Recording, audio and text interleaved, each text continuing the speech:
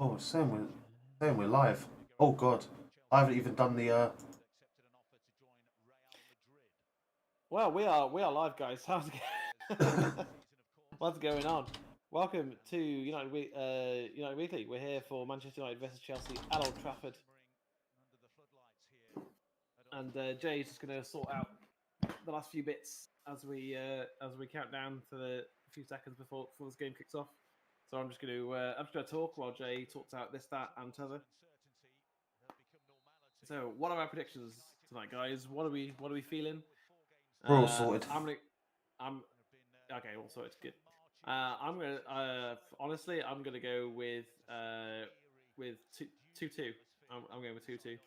Oh really? I'm going 3-1 Chelsea. Like I know it's negative. Yeah. But I can't not be negative. Like there's so many players that need to have. Like Rashford needs to have a blinder today because the only reason he's playing is because I think Sancho's injured, isn't he? Yeah. Or being rested, and Being rested we've got no one on the bench really to come on and change things. Like we've mainly got youth, which I don't mind because at the end of the day we've got nothing else to play for. Well, I think I think we can play with a bit more freedom maybe because we've got nothing to lose at this point. Yeah. Because unfortunately the season is over, but these players now can kind of try at least to put a marker down for the new boss. So yeah, I mean, and, I think it's telling that Wan-Bissaka is probably not going to be involved in this game at all. I mean, Yeah, go on. I don't think he's even on the bench. No, So I wouldn't be surprised if he never plays for United again. It would not surprise me because I don't like I don't think Ten Hag's going to fancy him. So I think out of Maguire and Wan-Bissaka, I think Wan-Bissaka is much easier to offload. yeah, So I think he'll go and we'll either bring in a right back from say Ajax or Germany to play with Dallo and those two because I think Dallo is there's a is player there. yeah, as a player there he's like what 21, 20, and he's got a footballing brain. Yeah. His positional sense is much better than Wan-Bissaka's. I know Aaron's got that whole tackling thing, but that's pretty much all he's got to his game now. Like he hasn't developed at all. The thing is I'd keep him another season because he still is young and he may be able to be developed. I think that if he was older, like if he was like 29, 28, 29, then yeah, you'd offload. Like I mean, for example, like Tellez is lucky he's even starting. It's only because of injuries. Because he was dreadful against Arsenal. Absolutely dreadful. Him and Bruno, like they're lucky to be on the pitch right now. It's only because Shaw isn't fit, and I mean you trust. You still trust Bruno over Lingard, don't you? So well, yeah. I mean, especially Lingard's been fully dropped after his comments, or what came out. Well, not comments, but what came out that he's the one that's been feeding Scholes the leaks, isn't he? Yeah, but I don't think Jesse's been the one that's been leaking all along, but not everything, but he's definitely been leaking stuff. And at the end of the day, if you find someone's been leaking stuff, no matter how bad stuff is, at the end of the day, like you don't do it. No, that's it. But I mean, I think obviously Pogba and Maguire are out for the rest of the season anyway, so their names are irrelevant. I called that with Pogba though. Yeah. I said at the beginning of this season that he'll be injured for the last 2 months of the year. Yeah. And I think this could in theory end up being like a 1-0 or a 0-0. It could just be that. But yeah, there's I don't know what to say. It all just comes down to next season now, and how well we can recruit, how well we can come together as a team, how quickly we can come together as a team. Oh, one sec. Keep going, but one sec. Yeah. Because I think if Mia? we end up getting Timber from Mia, who's that? Who's that? I think that's a solid signing, and you know, if we can get Look at that tail go! Look at that tail go! as well as Timber, then I think you know, then we've got good options. De Gea makes a you know, decent save. Yeah, there's so much that we can improve on, and finding a decent partner for Varane as well will definitely help, because you know, it can't be Maguire. I mean, Lindelof might stay. I think Bay's gone. I think it's time at United. It's just it's been kind of cursed, really, isn't it? So just better to get rid. But yeah, there's plenty of there's going to be plenty of opportunities for the players that we've got to not only stick around, but kind of, you know, become Manchester United players, because they're not good enough right now. So that's the way it is. But here comes Reece James into Werner. Another shot away at De Gea's front post.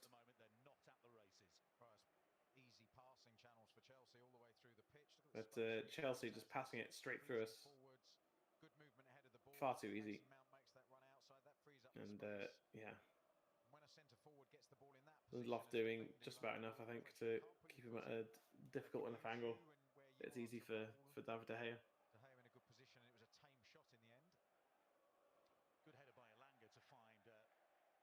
Ronaldo not fouled, as it turns out.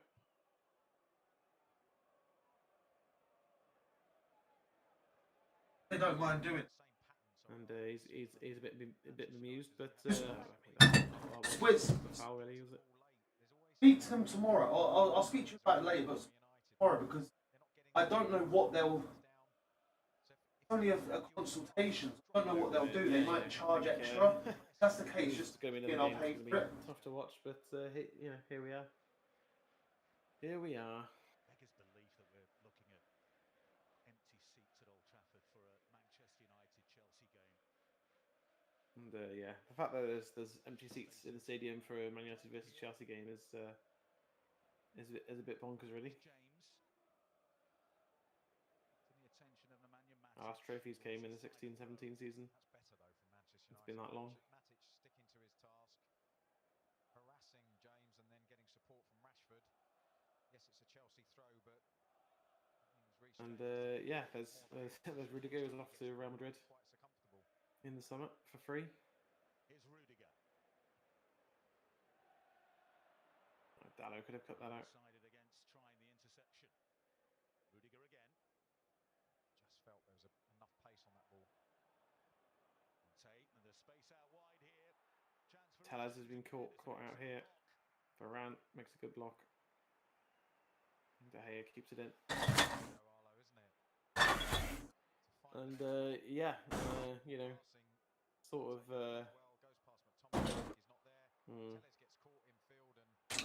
Yeah, Tellez caught there, and sort of. Yo, I'm back. And expectedly, it's been all Chelsea so far, really. Welcome back. Yeah, sorry about that. Emma just came home, and I had to get the dog to go down and see her. Sorry.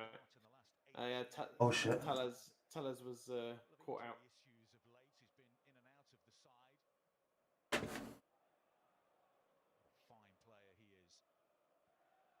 Just broke the cameras for a second. Oh, okay. It was a bit. Well, you've okay. Yeah, it's fixed. Yeah, I broke them briefly because I was trying to so I could see you and see the stream at the same time. Yeah. Because I like looking at your sexy face. Yeah. Oh, go on, McTominay. Go on, Scotty. Oh, all right. At least we made a chance. Yeah. An effort on target for once. Just, yeah, but it was. Tellez exposed very easily, and yeah, Chelsea have been getting down the passing channels just far too easily so far. But after he played against Arsenal, they probably said to focus on him. yeah, but like you know, Timo Werner's not the best finisher. And also, I don't know. He's started to bang in some goals now. he has, yeah. But I was about to say, but to be fair, the chances that he's had have only been half chances, sort of from a difficult angle. Yeah. I mean, you know, saves you would certainly expect De Gea to make. Yeah.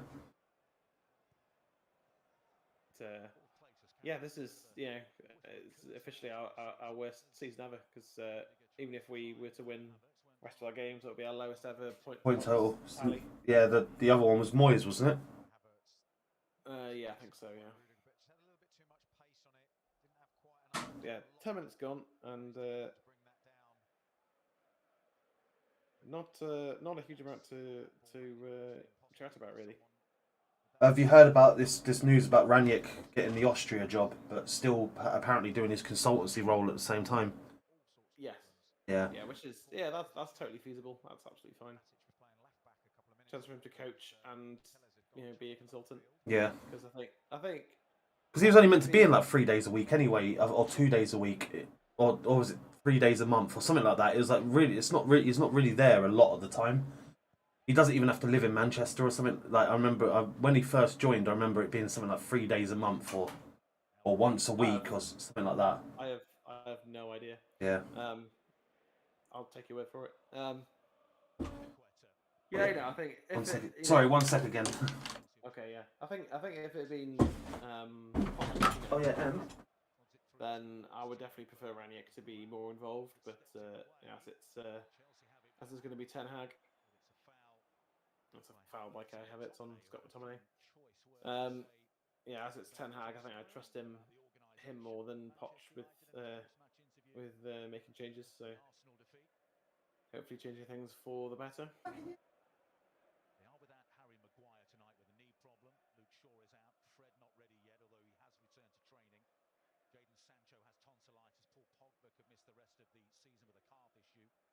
Jadon Sancho has tonsillitis. That'll do it. There's Rashford. Go on, Rashi.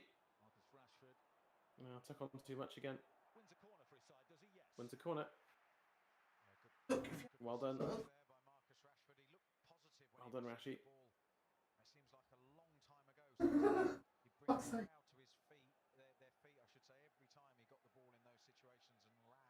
No goals in his previous 14 appearances in all competitions. All right, no more interruptions, okay?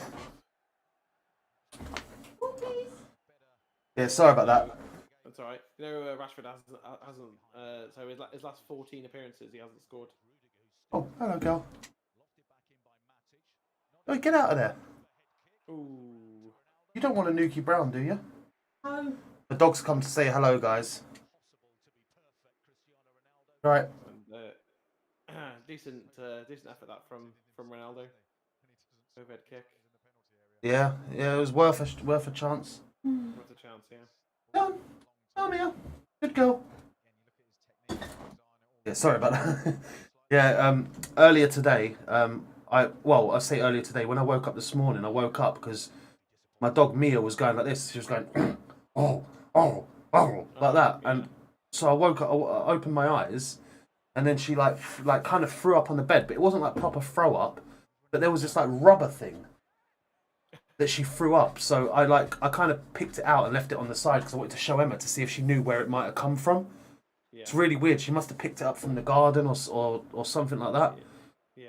So that's why I had to go again. But now they're going out for a walk, and I'm going to be uninterrupted the rest of the game. Sam, mate, it's all right. Yeah. It's like having a child. So So Rashford was sort of running at Azpilicueta, and there's a moment where he could have shot, could have turned inside. Didn't really do either. Got tackled, but confidence. Managed to win a corner for us still. I see. Yeah. No one's got the confidence to make the right passes. Yeah. It's a good ball. Dominate.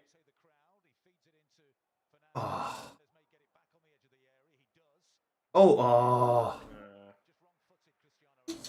I know.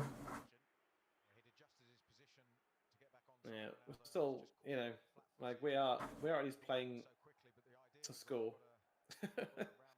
Pardon? Not just, What was that? Say that again, sorry? Alexei. I think it's sorry, yeah. I was saying sorry, yeah. I think we're still making good the fact that we're making chances and that we're playing attacking football, even even just a bit, it's nowhere near where we'd like it to be, but it's still Tellez caught again. Got back. Yeah, but that was a bad decision by Mount there. Yeah. Oh, well done, Rashford. Rashi. See, the thing is, against Arsenal was like one of those games of FIFA. Do you know where like you're peppering the goal? Yeah. And like, it just won't go in. And it just won't go in, and then they end up scoring. Yeah. Like it was one of those games. Yeah, definitely. Like I reckon if Bruno would have scored that penalty, then we would have gone on to win the game. Yeah. But, yeah, possibly. And the league may have looked a little bit different. But now we're even if we win this, we're still a point behind Arsenal and Tottenham. Yeah. And he didn't score it, so yeah, that's that really. He should have left it to Ronaldo. You know what I mean? He should have done, but the funny thing is, there wasn't even a conversation about it. No, well, obviously it's been agreed that Bruno takes Yeah. the penalty, which I'm fine with, but it's Ronaldo. Considering he'd already scored that game. Yeah, and very few people save Ronaldo penalties at the end of the day, so. If Ronaldo misses a penalty for me, like, I'm just like, oh, well, that's unlucky because it's Ronaldo. Like, he's earned the right to miss a penalty now. I know it sounds stupid, but and maybe a bit favoritism, but like, but Bruno not even hitting the target on that penalty was what disappointed me. Like, yeah. Yeah, with where Matic has generally been playing, we are basically playing 5 at the back. Oh yeah. But that's not a bad thing. Like, if we had a proper, like, a decent DM, like, I don't mind that because it allows McTominay to actually play his game, and he's actually better in this position. And like, even better would be Fred when he comes in. Yeah. Good defending. Well done. Ah. Oh, go on. Good strength by Bruno there. Well done, Bruno. Well done. I mean, I don't hate it, but it's not. Yeah. It'll take a lot for that ball to go through. And Bruno is always just every game now he's always trying the Hollywood pass. Yeah, that quarterback fucking. And 50-yarder. Last season and the season before, it was working, and it's not been working for about 6 months now. The reason it isn't working is because no one really knew how he played, and now this season they've cottoned on. Yeah, we're lucky there that Kante kicks it straight at De Gea. I think if he goes for this bottom right corner, as we're looking at it, I think that's in. Yeah. Although, I'll say that. I mean, there are about 3 players in the way of that corner, but there you go. So a lot of the United fans who were protesting before the game are filtering in now.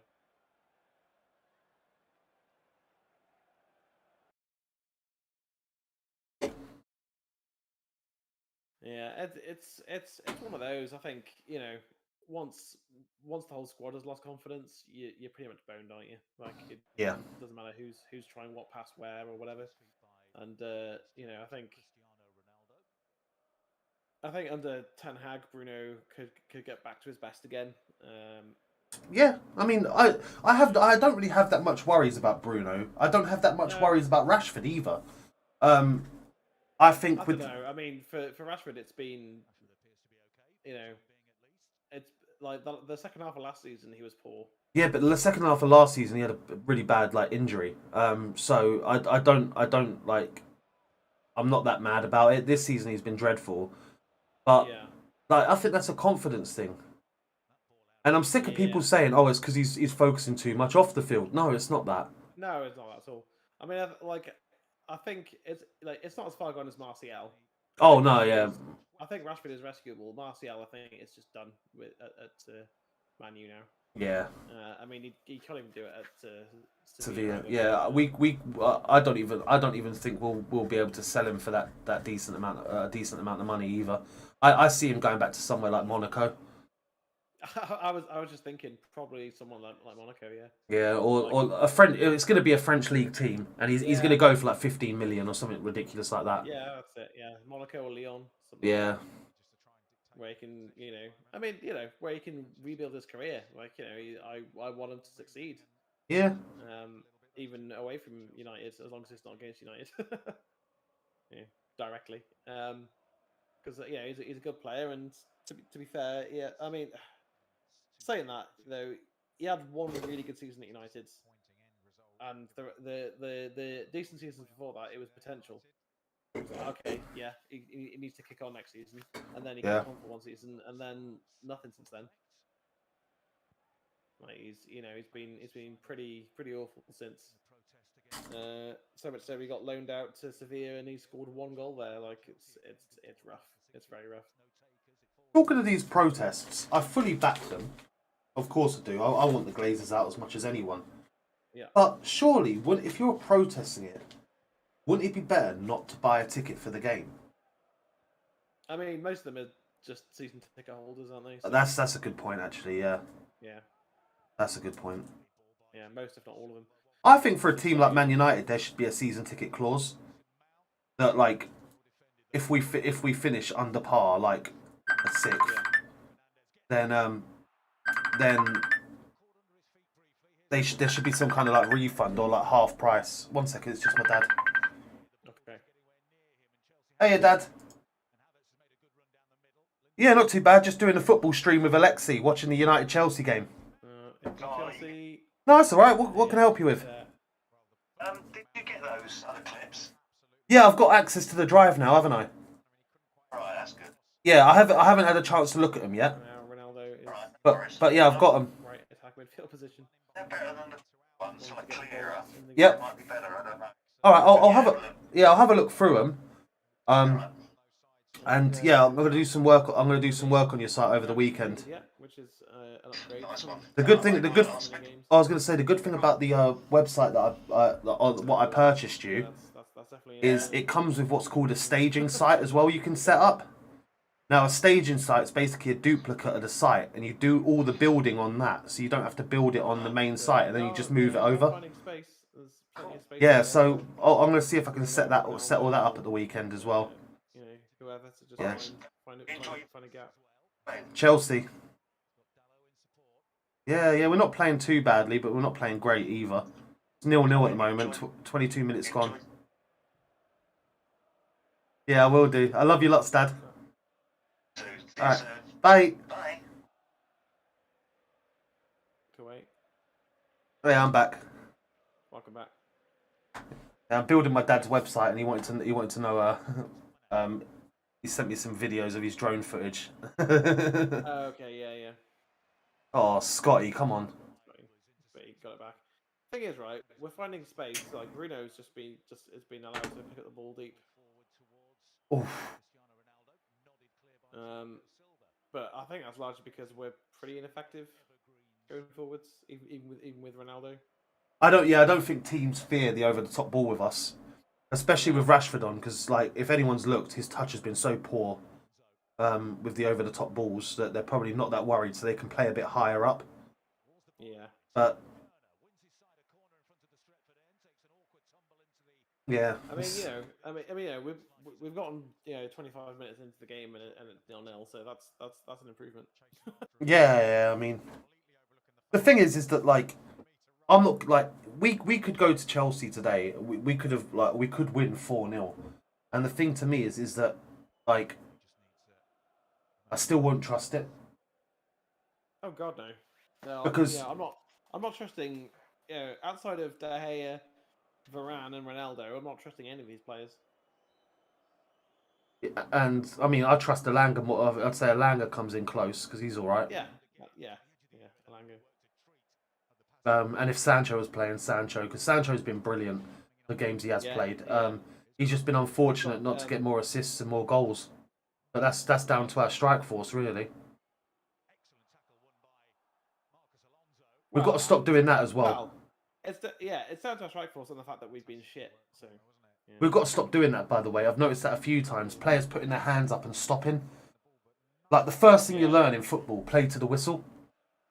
Yeah, that's it.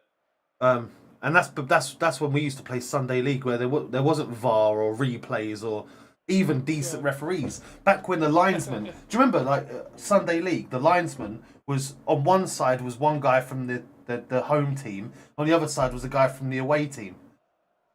Did you ever have that? Like a dad, it was a dad being linesman. Yeah, my dad was linesman at a couple of my games. Yeah. They asked my mum to do it once, and my mum was like, "Oh, what does the linesman do?" "Oh, flag for offside." My mum asked what offside was. Yeah. So. Yeah. Sancho has tonsillitis, by the way. Pardon? That's why he's not. Sancho has tonsillitis. That's why he's not playing. I feel for him. I get tonsillitis like twice a year.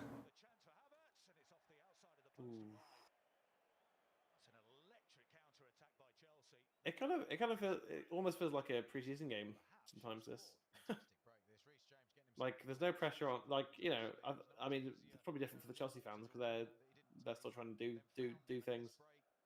But I just don't feel any pressure on this game whatsoever. No. And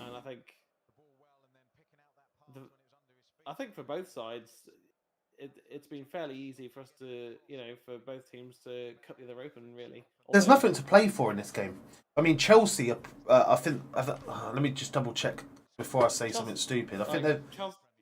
Chelsea are third, and they're pretty. I mean, mathematically, they're still in the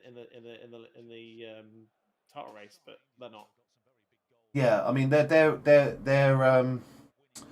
13 points off of Liverpool. Yeah. And they're 6 points away from Arsenal. If they was to win here, they'd be 8 points off Arsenal.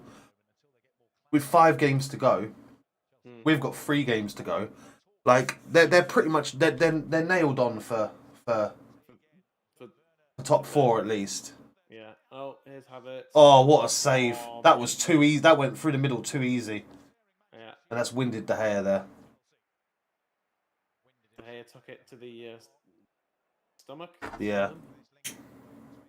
No, the sternum's in your nose, isn't it? No. Sternum's like that. Oh, is it? Oh. I thought, yeah, sternum. Oh, I'm thinking of septum. Septum, yeah.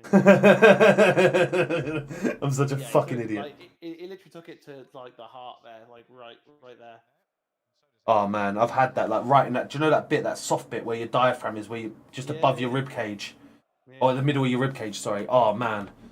That'll wind you. But yeah, that's the ones where you're like. Yeah.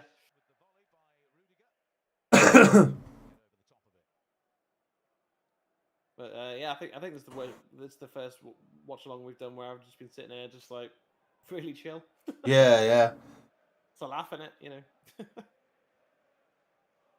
But I mean, we've made like what 2 or 3 chances, maybe. Chelsea have made 4. Yeah. And then we try just a little bit of link-up play, and it goes horribly wrong. The thing is that if I'm a United player right now, all right, admittedly not your Varanes, your De Geas, or your Ronaldos. I think they're too upper echelon for this, but like your Rashfords, your McTominays, Matic is going, but your Tellers, your Dallows, Lindelofs. To me, I'm like, oh guys, you do realise that that Eric's going to be watching this. Oh yeah, Ten Hag's going to be watching every game that we play. Yeah, exactly. As long as he's not at work, obviously, or whatever. Yeah, but no, even afterwards, and he'll watch him in full. None of this like, oh, I'll watch the Sky Sports 3 minutes highlights. No. No, like he'll probably already be doing like tactical, analysis of it and Yeah, and all that. according to Sebastian Haller, who apparently is one of the players that Ten Hag Yeah. wants to bring. Yeah, Oh, he could have gone down then. you could have gone down there so easily. But yeah, if like even Haller said that like Eric Ten Hag always has his notebook with him, Yeah. and like anything that just seems off, or Yeah. he writes down and he corrects, he nips it in the bud. So like honestly, the first day these players meet him, because obviously they haven't met him yet. Or at least I don't think they have. I mean, I think I don't know if you saw that thing that he's planning to meet them all individually on teams. Yeah. All right. So like, but it's not going to be like. Well, it is. It's going to be like, hi, it's nice to meet you. I'm Eric. Like, I look forward to working with you. Blah blah blah. It's probably going to be like the nice. He's going to stop there. He's going to be like, all right, this is what you're doing wrong. No, well, so what he's probably going to do, especially to the players who are just going, is be like, right, what's wrong at the club? Tell me what's wrong at the club. What are your grievances? What players do you have a problem with? Why do you have a problem with them? He's going to find out from each player individually everything that's wrong with United, and he's going to, I mean, already those two, the head of scouting and the other guy have both gone. Obviously, And we're getting that Paul Mitchell in, aren't we? Apparently. Yeah, exactly, yeah. And Darren Fletcher's already been told just to butt out. Yeah. So I think and he's got to be given. People say he's going to be given three transfer windows to sort it out. I think 4. Honestly, I think if we can give Ollie, what would he give Ollie? 3 years? Yeah. I think 4 for Ten Hag is fair. Yeah, I mean, like, obviously, if we finish... Oh, go on, sorry. Yeah, it's okay. Not only has he got to improve this team, but he's got to unfuck the situation first. Like, if we finish 8th outside of Europe next season, and then 8th outside of Europe the season after, then yeah, you let him go. Yeah. Or if you're looking like you're going to finish outside the top 4 in January, then you let him go. Like, you do. You have to. Because something, again, is not working. But the thing is that the first season, like, next season to me is just... It's a free pass. It's a free pass. Yeah. Like, because, I mean, at least he's getting a full pre-season. He's given his... What encourages me is Ten Hag said that I would not take a job that I didn't have full control over transfers and decisions with players, and no one else is going to pick the team sheet but me, because I want to be the reason why we're blamed for results, because I picked that team. And I like that. I admire that. No manager has ever come out and been that straightforward. Like, Mourinho was straightforward, but in the wrong way. Yeah. But he's come out, and I think that's what he said. That's the only reason he was that he would sign, is if he gets full control. They've already agreed to bring his own whole team in, and there's all this talk in the Sun newspaper, which I wouldn't even wipe my arse with, which is like, oh, Ranić's been denied his first appointment, which is to bring McLaren back, blah blah blah. Like, no, that's not the case. That's not the case. He hasn't been denied. They're just going to wait until he's here to decide whether they should bring it's either going to be McLaren, that Rennie Malmsteen, Malmsteen, or that's it, or Van Persie, and the only reason he wants to bring those in is because each of them know the culture of the club. Admittedly, Van Persie weren't there that long, but they each know the culture of the club, and he wants to merge his philosophy with this so-called United way, and that's what I appreciate. Yeah. Like every other manager, I mean, Moyes. Moyes was just in over his head and back. So Moyes tried to basically be Sir Alex 2.0, and it didn't work.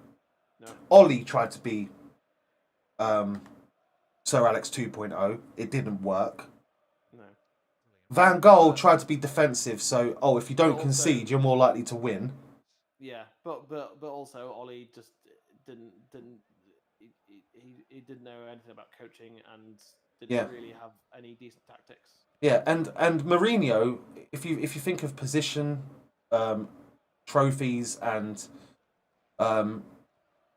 what he had at his disposal in terms of players, did a good job. But what shot him in the foot is his outspoken way with players and the media. Yeah, that's what fucked Mourinho. Yeah. That and he wasn't backed properly. Well, yeah, exactly. So now Ten Hag's saying, like, you are going to back me. This is what I'm going to need. Otherwise, I don't become your next manager. Yeah. Oof. And and obviously they've agreed to that. Yeah. And he's apparently given them a list of players he wants and a list of players he doesn't in terms of the ones to go. Now, it may be hard to sell some of these players because of their lucrative contracts. And their wages. Yeah, and their wages. But I think a lot of players are going to end up going. And the first thing I want to see from, for example, if Ronaldo stays, the first thing I think he will stay another season, even if we are in the Europa League. I don't see him not staying to help out the manager because he loves the club. And I think the manager will probably have a word with him, one of the first people, because I think that if he does stay, I think Ten Hag's going to say, all right, Ronnie, you're my captain. You're my captain, you're the man. Let's build the team around you and then, just to get us through this first year. And then he'll say, Bruno, you're my vice captain. And I want you to learn off what Cristiano does. Yeah. And because I think one of the things we'll struggle with is obviously we're not going to be able to get rid of Maguire straight away, if at all. But certainly not this summer. Like, Maguire's not going anywhere. No. This summer. Next summer, I think will be the earliest time that we can get rid of Harry Maguire. I'm still not sold on getting rid of him yet. Because he doesn't have what it takes to be a modern Premier League centre back. Yeah, but the thing is though is that the 8 months before he got made captain, he was all right. Admittedly, he didn't score as many as we thought he would, but he was brilliant. Like, I remember he would run forward with the ball, which is what we bought him for. One of the reasons is because he was good at carrying the ball, even though he was slow. Yeah. He became captain, and everything became too safe. If you think about the way that we're going to play under Ten Hag, Maguire doesn't fit that. That's the problem. No, he doesn't. He doesn't. But I mean, why keep a player that doesn't fit the system that you want to play? It's like I don't know. It's like trying to get Scott McTominay into the Barcelona team.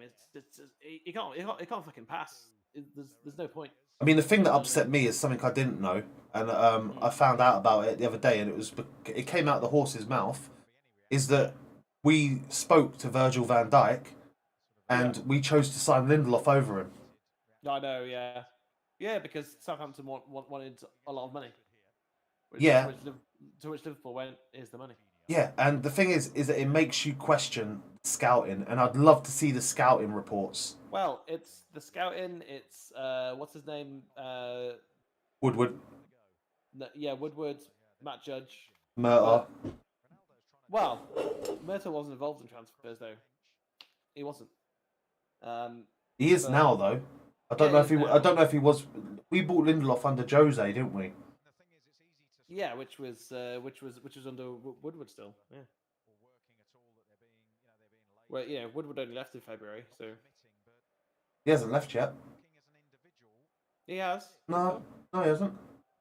Well, he's no longer the CEO. No, he's sort of a joint CEO at the moment until the last game of the season. Yeah, but he's not involved in running the day-to-day stuff. No. But Murtaugh was still part of the discussions back then because he's been at the club for years. But he was just agreeing with Woodward. Yeah. No, I agree. But yeah. Yeah, Well, it's think them lot, and like Darren Fletcher getting involved. I'm like, sorry, like you have like you have no CV at all for coaching. So no, like don't get me wrong, like I respect Fletcher for as a player, and I think that yeah, one day he could be a good coach.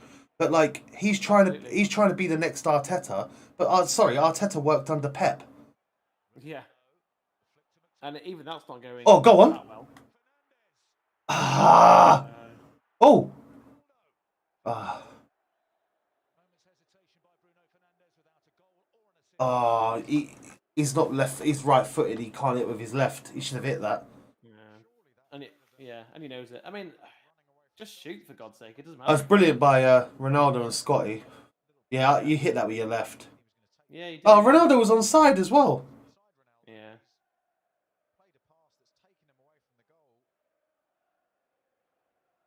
See, that's why you don't put up your flag until the play's over. Yeah. Fucking hell, Varane. Fucking hell. Head to Ukraine, mate. They need more tanks. Fucking hell. Just fucking rolled over that guy, like.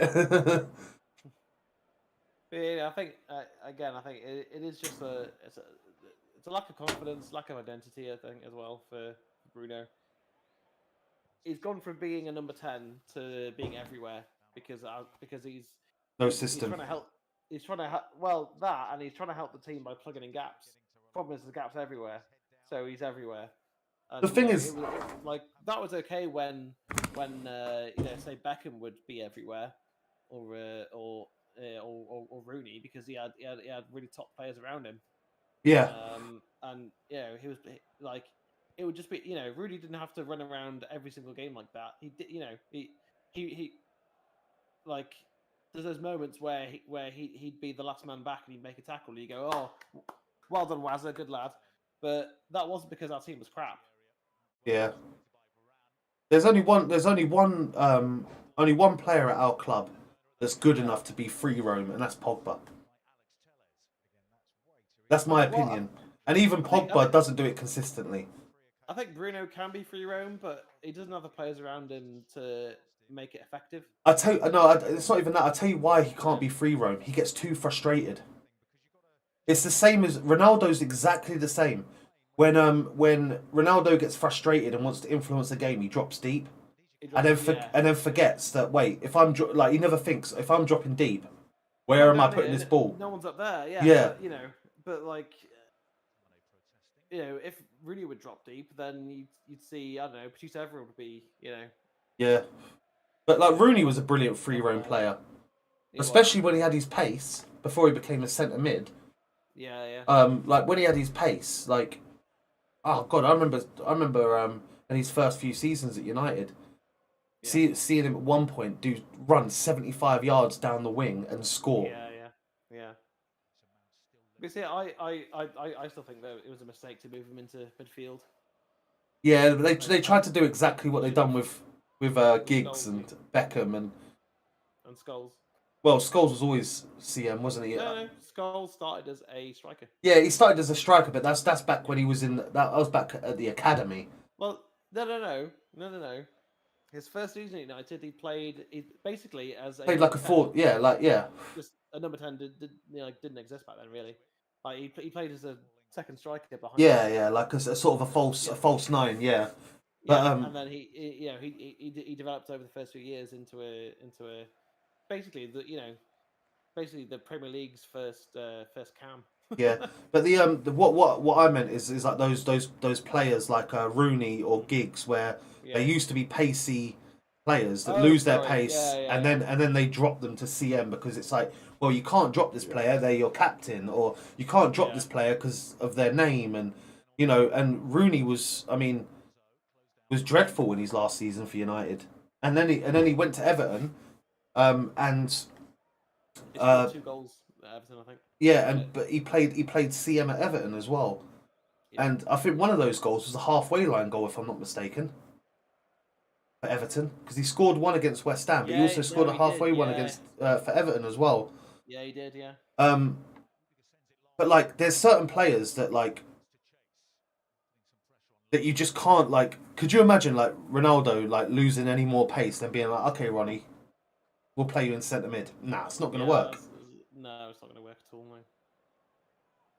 Plus, Ronaldo, like the one thing that makes Ronaldo great is that he's selfish. Yeah, absolutely. But yeah, it's gonna be interesting. And the thing that interests me is that who does Ten Hag bring in? Like who's on his list? Like I'd love to be a fly on the wall in that interview to say, all right, these are on my list. Like Anthony, for me, I think he'd bring in. If we can get Anthony, Allaire, and Timber as 3 of our say 4 signings, yeah, sound, absolutely sound. See, then we've got a striker for when Ronaldo's rested. Yep. We've got a winger because Rashford's career is on a downward trajectory at the moment, and Greenwood is gone forever. And we've got a centre back to play alongside Varane. Like, yeah. And it's like that to me. That like, I mean, yeah, I'll take Haller, and like, if you throw like either a Declan Rice or a Tchouaméni or someone like that, or someone that Ten Hag scouted, for Ajax that's unknown, and thought, I'll tell you what, we'll nab him. Yeah. Then like that's perfect because like, you know, at the start of this season we were saying we don't need any more attackers. Now with how badly Rashford's playing, Alanga's not going to be ready just yet. And Greenwood's obviously gone forever. Yeah. Sancho I think is definitely. I mean, I said, to be fair, I said at the start, like when we bought him, I don't know if you recall. I said that this season wouldn't be Sancho's season. No, yeah. No, it's not. It's not going to be. It's too much for Sancho. Yeah. It's a slow burn, like Yeah. But I think Sancho will come good. You know, especially because he played in Germany, and he played under a system that Ten Hag, like it's a similar style. Did Sancho ever play under Klopp? No, Sancho was after Klopp. I think it was literally Klopp left, and then the next season Sancho joined Dortmund from City. Am I mistaken in thinking Thomas Tuchel was Dortmund manager for a while, wasn't he? I don't know. Ooh, Nikki Glaser. What? Brilliant. She's a comic. Oh. She's hilarious. Anyway, so I just saw that pop up. I was like, ooh, Nikki Glaser. Yeah, I think this Ten Hag has a lot of work to do. Yeah. A lot of work to do. We have a guest on for the halftime analysis. So what do you think of the appointment of Erik Ten Hag? Yep, I agree too. Yeah. Who should we go for as a signing? You don't know? Yeah, neither do I. No idea. Yeah. But I think there's just so much that he's going to accomplish in the transfer window. Never mind next season and beyond and all that. But I think. But hey, we got to half time and we haven't conceded a goal. Better. It's better. It's just we haven't played that well. But, yeah, but the thing is, it makes us sound like bloody like Norwich or Brentford or. Yeah. Well, one sec. Mia. Yeah. Bed. Good girl. Yeah. We're 6 and we're 11 points behind Chelsea. It's a very sad state of affairs, isn't it? Really. Yeah, it's a sad state of affairs for United. I'm not gonna lie.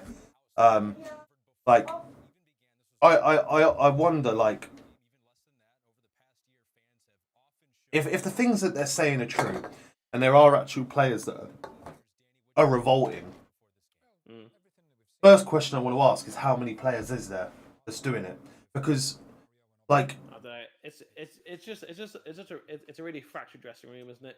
Put it this way: 10 in and outs in a transfer season, in a transfer window, is highly unlikely, and I think we need about 11. I think we need 4 in, and we need to get 7 out. That's like we can. Yeah. It took us ages to do a deal for Sancho, who we'd already tried to sign the season before. Yeah. And it still took us loads of time. I know, but this is Murtaugh's chance to kind of put a different stamp on it and to put his name down in being decent at his job. Because if he can get five of the 7 that need to go out,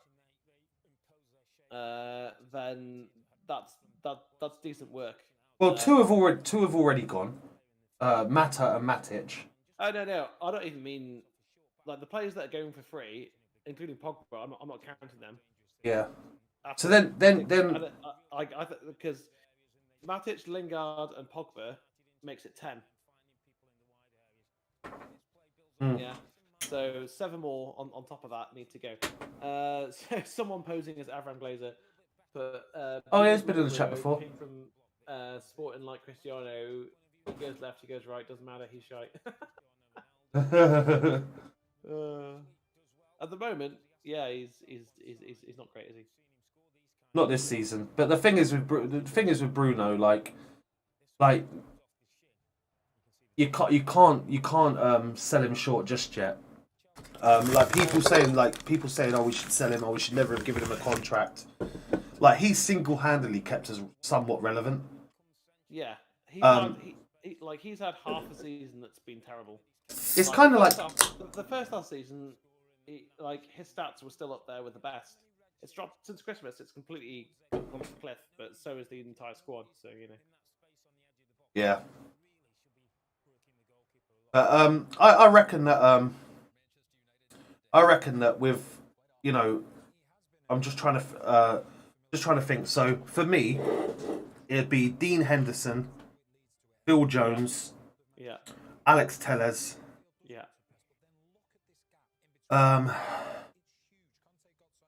We've already said. Pardon? Eric Bay. We've said Lingard. We've said Pogba because they're already going. Matic, Mata are already going. I mean, honestly, Martial. Yeah, Martial. 2 more. Cavani, but he's already going. Cavani. But so we'll call that 6 anyway because we don't. Yeah. Anyway. And then, honestly, if either McTominay or Rashford, that someone came in with a decent offer for them, I'd be like, yeah, okay. See, Rashford, I wouldn't. Rashford, I wouldn't. McTominay, I would. Rashford, I wouldn't. I'd give Rashford 1 season. Yeah. I'd give him 1 more season. I tell you why. Because I know this is going to sound like such a Glazers thing. But he does make our image look really good. And not only that, but he and I know McTominay was in the youth system, but like Rashford's like Mancunian born and bred, and we won't have many of them left in the club if he went. No. Actually, I don't. I don't think we'd have any that aren't in the academy at the moment. Yeah. Well, as I said earlier, I'd probably, as my 7th, I go with Wan-Bissaka. I only just thought of that. See, again, Wan-Bissaka, I'd give another season to. I've completely lost. I think Wan-Bissaka's done.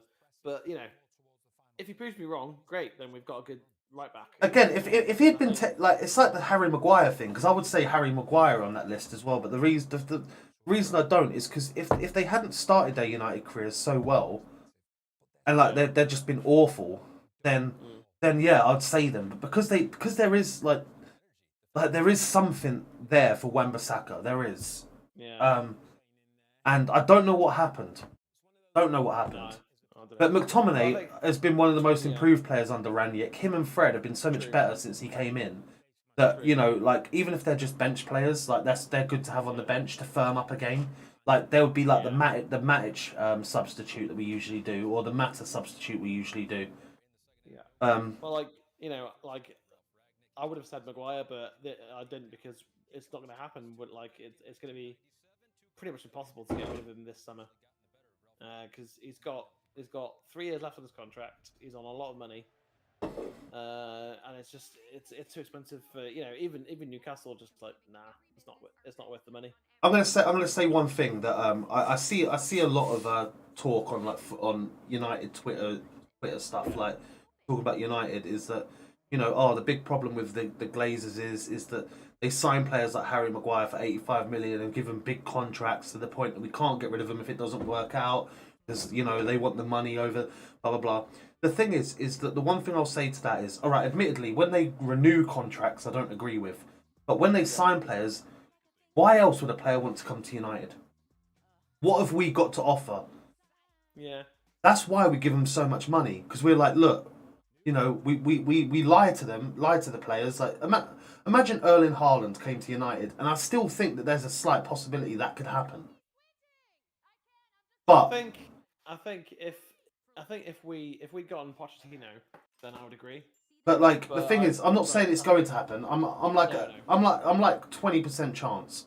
Like it's really small, but like if we went to Haaland, like look, if you come to United, we'll give you 300 grand a year. But then lie to him saying, look, we've got an exciting new young manager. We're rebuilding. We want you to be the forefront of it. You're going to be the face of Manchester. Da da da. And then City come along and say, oh yeah, we'll offer you the same. You'll win trophies, blah blah blah. But you're part of a team. Like every footballer wants to be the best. And if you don't want to be the best footballer, you shouldn't be a footballer. No, but I mean, okay. I mean, you gave it 20%. I'm going to give it like 2%. Well, yeah, 20% is probably generous. But the thing is because I know how much financial power United have, regardless of our results. We're still like in the top 3 richest clubs in the world. Yeah, but true. But I mean, Haaland's going to want Champions League football, which we also can't offer. So. Well, no, we can't. But that's the thing. It's like if Ronaldo stays, yeah, that boosts our chances of getting Haaland. Because could you imagine like us saying to him, all right, well, Cristiano's staying for another season, and he's off to America or back to Portugal or wherever. You've got a year to learn from the best. Like, yeah, if it was me, like, I don't know, like, the way I look at it is like when I if I play like the FIFA player mode where you create your own player and stuff like that, I always start from a lower down team, whatever. Yeah. Like, if I get the choice to like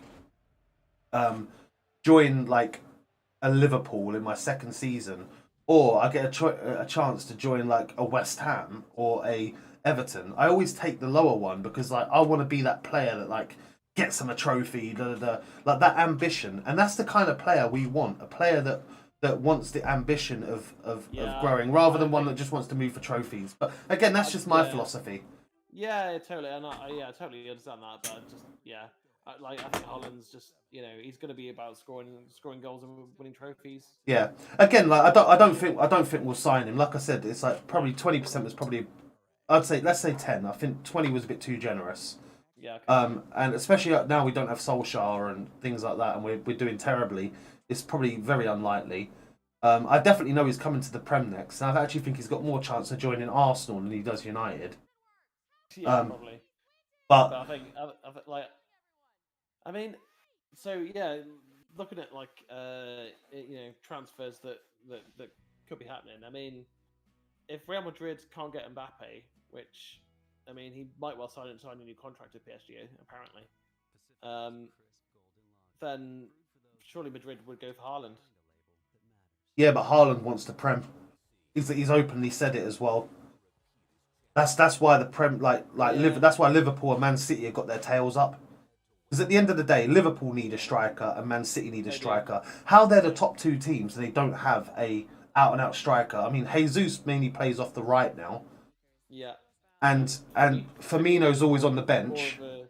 Yeah, and he's more of a second striker than Yeah. than a lead striker. Yeah, and like when Firmino starts, that he plays as a false nine. Yeah. You've got Diego Jota, who's more right wing or left wing than that, and and it's usually Mane that plays through the middle, who's a left winger. So it's like these two teams are dominating British football right now. Don't have a recognised striker really. Neither of them really have natural number 9. Yeah, and Whereas Haaland is exactly that. So. But then again, at United, how good would be. Haaland be? Because like we can't even provide Cristiano Ronaldo. So no, exactly, yeah. But I think what's going to happen is that City will get Haaland. I think Liverpool could get Lewan. Who? Lewandowski. Oh yeah, I thought you said no one. Yeah. No, yeah. I mean, I don't know about that. I don't see that. The one thing I can see us doing though, is I could see us end up breaking the bank for Harry Kane, which I think's a bad move. Yeah, I mean, I think if we got Pochettino, then 100% Harry Kane will be coming to United. Like that's just guaranteed. That's like kind of how much have we spent to bring Pochettino? Well, 10 million plus the 150 we're going to have to spend for Harry Kane, so it's cost us 160 million to bring in Pochettino. Do you know what I'd rather do? Like, out of all of these, I'd rather bring in like a Marino from Villarreal. Yeah, Marino's a good, Haller, Marino, someone like that. Someone who's Haller's been brilliant for Ajax, but the thing is that the Premier League's such a different level. Like, admittedly, like he was playing for a lower West Ham team, and he scored some amazing goals for West Ham, by the way. Yeah, he just never quite hit the ground running. He's still, I think, still to this day, their most expensive signing. Yeah, but I mean, people say, people say because the whole Premier League pedigree thing. Just like people have said the same things about Tuchel, about Guardiola. Oh, it's a different league. About Klopp as well. It takes him, after say a year, sometimes 2. But I didn't want her out. She was in the bag. And so I think it'd be the same for Haller. I think once he's into bed in alongside Ronaldo, and then once Ronaldo goes, I mean, how old is Haller now? I don't know. I'm gonna Google it because the last thing we want is another like aging striker. Yeah. Sebastian Haller. I think he's like 26, 27 probably. 27. 27, yeah. That's not too bad. Fine. No, that's fine. If we were to buy him, we get a good 5-6 years. Again, it's like will we get enough out of him? Do you know what I mean? Yeah, 5-6 years. Why not? No, I don't mean in terms of years. I mean like goals.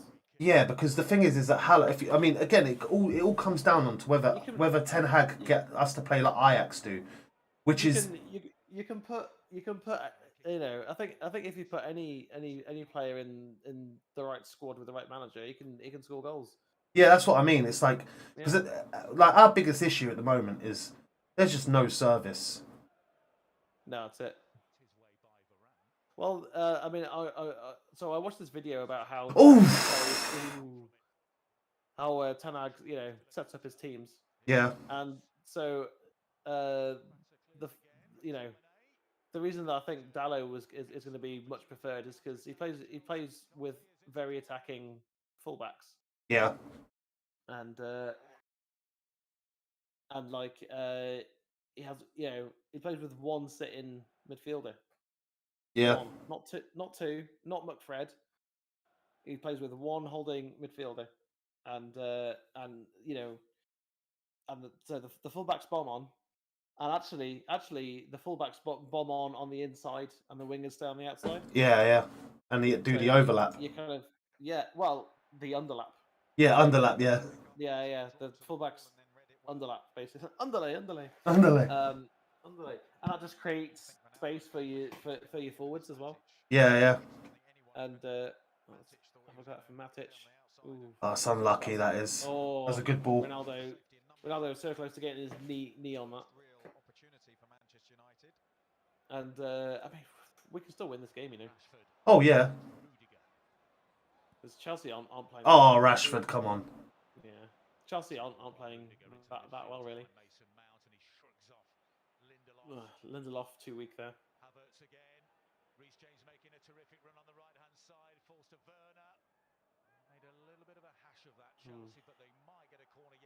Just to get a corner. But yeah, and in the analysis, I can't remember the guy's name. It was just like, but I can't really even try and guess how the attack will play because you don't know who the forwards are going to be. Yeah. So like, you know, if Ronaldo stays, then that'll be a different way of playing to how he plays now. Because you know, you know, players like Ronaldo, you definitely just build your team around him. I think he has to. I think we have to beg him, Ronaldo, to stay and get another striker in, because otherwise we have no other striker at the club. No. Because Ronaldo, like, Cavani's off, and Cavani's not played hardly anything this season because he's always been injured. And if Ronaldo's ever injured, we end up playing Bruno as a false nine, and that's never worked. So if Ronaldo leaves and we get a striker in and he gets injured, that's our season over. Speaking of injuries, Rashford's down. I mean, you know, I'd love it if we can get Darwin Nunez from. Oh yeah, he's brilliant from Benfica. From Benfica, yeah. Um, All that Isak. Yeah. See, I reckon Nunez is going to Liverpool. I reckon they'll go for him over Lewandowski. Oh yeah, definitely. I'm just saying. I was just saying that there's a possibility, but yeah. I think Darwin Nunez is you know. Nunez is someone we should have bought in January because we had I wouldn't say the chance, but we could have struck a deal, because he's been scouted by us for ages, and it's again that thing where we don't move fast enough to get that deal over the line. Yeah, you know, I mean, you know, I know it's only FIFA, but on FIFA for me, Isak has been very good. Yeah. Very good. He's you know, from what I can tell, he's thin but he's strong. He's also quick and he's got decent finish on him as well.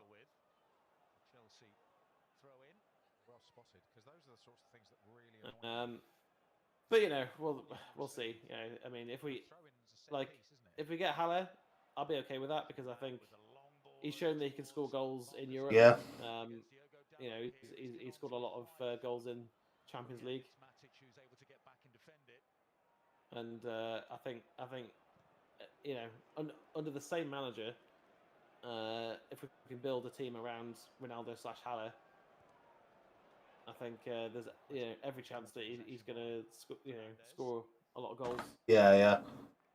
But again, it's about I mean, I think Donny. I think Donny's pretty much guaranteed to start under Ten Hag next season. There's 3 players I'll take from Ajax. Haller's in 3rd position. The other 2 is Timber and Anthony. Yeah, but I think. Oh. But I mean, not only do we need a good CDM, but I think we need probably another midfielder on top of that as well. Although it'd be interesting to see if Ten Hag decides to keep Garner at the club for the season rather than sending him out on loan. Yeah. I mean, I think this pre-season tour is so important. But for me, you take your Hannibals, you take your Amads, you take your Garners and your McGills and your McNeils and your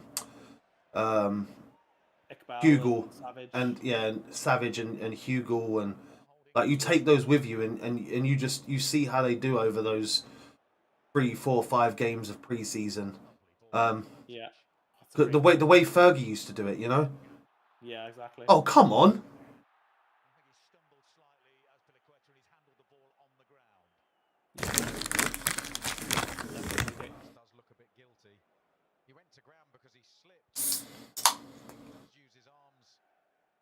See this again. It's rolling all over both arms, like. Yeah. It's not a yellow card or anything, but it's definitely Do you ever watch the hashtag United videos? No, I haven't done for a long time. But you do know of it. Yeah, I know of it. Yeah. Did you know Cesar Azpilicueta is a part owner? Yeah. Yeah, he owns I think like something like 40% of the club or something like that. Alright. Yeah. I love watching that because it's like, don't know, just non-league football interests me. Yeah. Oh come on, what's that? That's poor from McTominay. I think that was something from the training ground. It just didn't work out. I tell you what, I did watch though was the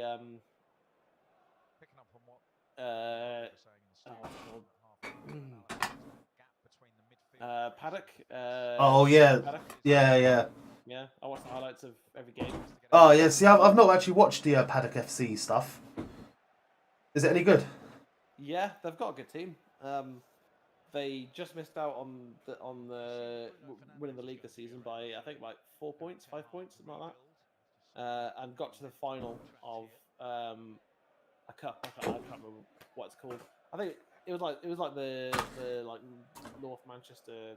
Yeah, it's like the Sunday League equivalent to like the League Cup. Yeah, basically, yeah. But they've got some really good players in there. To be fair. Yeah, see, I tell you who else I like watching. They've got their own Ronaldo Brown. Oh yeah, they do, didn't they? Yeah, I remember seeing him pop up. They done that documentary, didn't they, at one point? Yeah, that's it. Yeah. No, the one that I like, from Stretford Paddock is because I watch a lot of the True Geordie. Yeah, me too. So I watch and McCola's on the kickoff and stuff, and I love it when they do the poker games. Oh, the poker games are so fun. Yeah, and McCola went on a win streak of 3 in a row. Yeah, he did. Yeah. Even beating the pros on one of them. Yeah, I saw that one as well. Yeah. And like Rory Jennings, I think's hilarious. Oh, yeah, I like. And I can see why my Goldbridge don't like McCola, but I love him. I think he's brilliant. Like, because that's why full-time Devils and United Stand don't get along, and that's why Goldbridge doesn't go on the kickoff anymore. It's because him and McCola had like a Twitter war. Yeah, they did, but I remember the video quite vividly actually about Goldbridge talking about that beef with beef. Yeah. With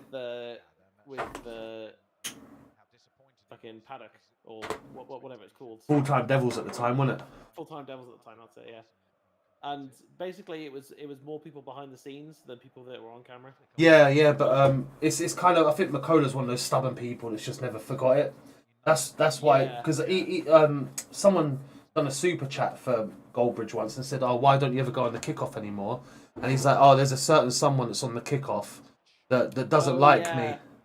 Yeah, I remember that. Yeah. That doesn't like me, so I can't go on there. So. And, it's not going to be Rory Jennings because he wouldn't give a fuck what a Chelsea fan thought. It's not going to be Lawrence McKenna because he done the driving with Goldbridge with Lawrence McKenna. Yeah, with Loz, yeah. Yeah. I don't know. I've been watching True Geordie since he done that first ever video. The one about Niall Ranger. Don't know. You never seen that? Oh man. Yeah, after the game's finished, because obviously we're now talking about other YouTube channels. This is how boring this game's become. But watch True Geordie's first ever video. It's filmed on a iPhone on an ironing board, and it's the title of it is "This is a message to Niall Ranger from a True Geordie." Yeah.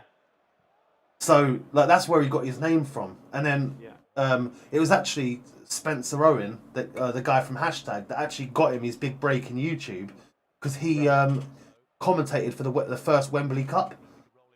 Yeah. And that's how he got like really big. And then like obviously he's created his podcast and stuff and got some amazing guests on it. And like the podcast's always amazing. Well, I mean, it's mad that he's had Alan Shearer on there, and Ian Wright was a good one. Like Ian Wright really opened up, and he was crying and stuff. That was quite sad. got Nile Ranger on it, and that's did he? yeah because of that video. And he's had some interesting people. He had Tyson Fury. He's had Yeah, I saw that one as well. yeah, he's had Dizzy Rascal, who he said was he's actually admitted to say Dizzy Rascal was his worst guest.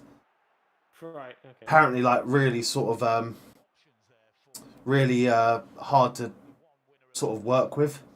Yeah. And one of the best podcasts, if you haven't watched it, go back and watch it because it's brilliant, is Robbie Williams.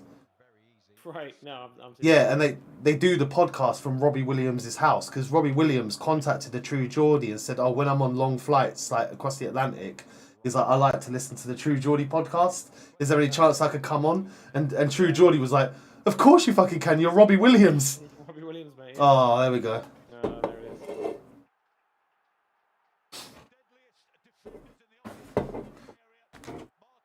I don't even have to wait to change the score here because yeah. It's not a surprise either.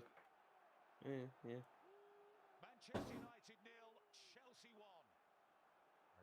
But anyway. Yeah. Moving on. Yeah, it's I think he's built quite decent. He's built a really awesome his own little empire, hasn't he? So. Yeah. I'm not even going to add the scorers. I haven't got the text for the scorers, so.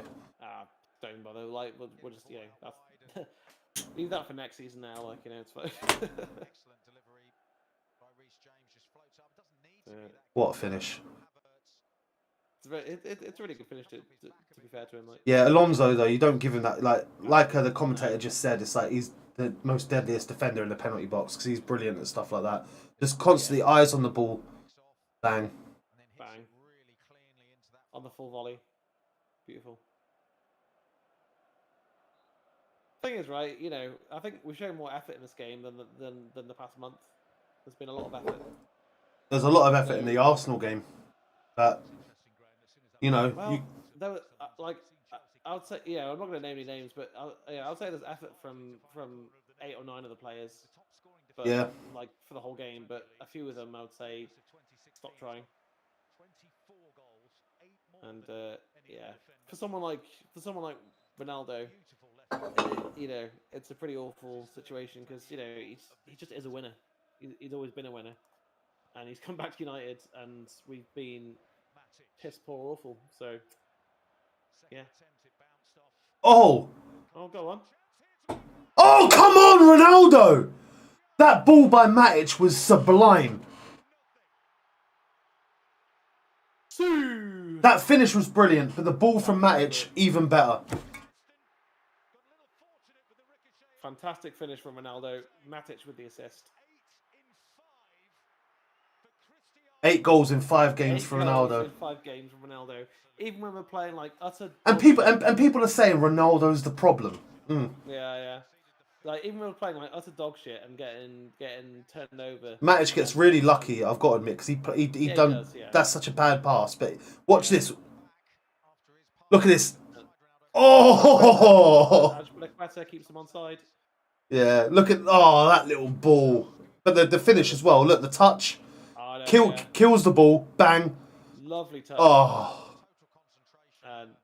No chance for Mendy that. Oh, the way he kills the ball with that touch. Oh. Yeah. Change the score, man. 1-1. Oh yeah. Oh man. Sorry, I was watching the goal. If Ronaldo touched me like that, I'd squirt. Wow. That's Ronaldo's 17th Premier League goal of the season. That is tied second. He's tied second top scorer with Mo Salah, right? Yeah. Yeah. And we've been fucking awful, and he's still managed to out. Who's first? Is it Son or Kane? I don't know. But I don't really care either. But it's just we've been woeful, and Ronaldo still managed to score that many goals because he's an absolute machine. Running down the wing, hey United sing Viva Ronaldo. Yeah, just unbelievable player. And yeah. Nothing short of a legend. Unbelievable human being. Yeah. I'm gonna say it people can say what they want about Ronaldo, but the guy cares, man. He does. And he's and he's got all the quality to back it up every day of the week. So that looked like nothing was going to happen there, and the match just lost it. It's like I've got to say on the channel as well, like hats off to Arsenal and Liverpool in the 7th minute for clapping Ronaldo. Like they're our two biggest rivals. Like fuck City, like Liverpool and Arsenal in the last 30 years have been our two biggest rivals. Yeah. And they put aside the hatred to clap one of our players. That's fantastic. Because football's football. It's real life when something's innocent as a baby. Yeah, but you know what like diehard hooligan sort of fans can be like. But everyone was applauding, and fair play. Hats off to them. Again. Absolutely. And and to be fair, we were behind for what 3 minutes. Yeah. And out of nothing, we managed to score. Even if we still lose, this is probably our best performance for a while now. You didn't watch the Arsenal game in its entirety, did you? I watched the first half. Yeah, because we were talking through some of it. Yeah, right. But I still think the Arsenal game was probably the best we've played in a while. Yeah. But we played better against Arsenal than we have against Chelsea. Yeah. But defensively, we've been great. I mean, other than the goal, we've been solid, and I'm disappointed we conceded because I felt in the Chelsea game I felt like how I felt in the Arsenal game, right. where we played better, but I was like Arsenal are going to score. We're just not finishing positions. We're not finishing finishing chances. Whereas in this game, I feel like Chelsea are United and we're the Arsenal. We don't deserve to be in front, but I could see us getting a goal. Yeah. So in that respect, I'm gonna disagree with a part of what you said. So I don't think we've been good defensively tonight. I think we've been very lucky that Chelsea haven't put away their chances. I think we've been pretty shit defensively. Not as bad as the past month, but improving on being utter dog shit is still not great. I meant more we haven't been great, but in terms of the Matic, that's nasty. He could be off here if VAR look at that. I mean, he was falling over.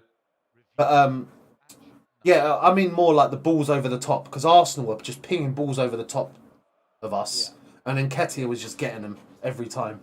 And Saka was getting them every time. Yeah. Whereas that's just not how Chelsea play, is it? So. No.